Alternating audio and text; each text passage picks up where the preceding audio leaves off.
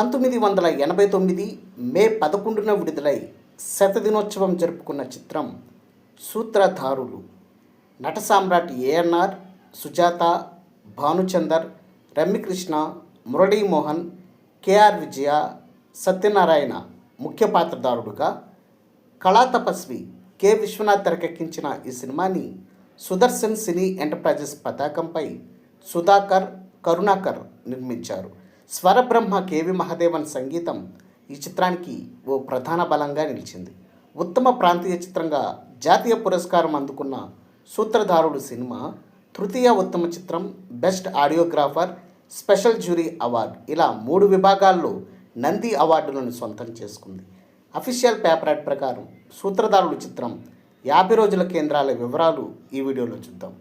విజయవాడ రంభ 4 ఆటలు, గుంటూరు వెంకటకృష్ణ 4 ఆటలు, ఒంగోలు నవభారత్ 3 ఆటలు, రాజమండ్రి వెంకట నాగదేవి 3 ఆటలు, కాకినాడ శ్రీదేవి 4 ఆటలు, వైజాగ్ సంగీత్ 3 ఆటలు, విజయనగరం న్యూపూర్ణ మధ్యాహ్నం ఆటలు, శ్రీకాకుళం శ్రీ ఆంజనేయ మధ్యాహ్నం ఆటలు, ఏలూరు కల్పన 3 ఆటలు, భీమవరం సత్యనారాయణ 3 ఆటలు, హైదరాబాద్ ఓడియన్ 3 ఆటలు, హైదరాబాద్ శాంతి మధ్యాహ్నం ఆటలు, నిజామాబాద్ అశోక్ మధ్యాహ్నం ఆటలు, వరంగల్ రామయ్య చిత్ర మందిర్ మధ్యాహ్నం ఆటలు, ఖమ్మం నర్తకి మధ్యాహ్నం ఆటలు, తిరుపతి వేల్రామ్స్, కర్నూలు రాధాకృష్ణ మరియు అనంతపురం రామచంద్ర.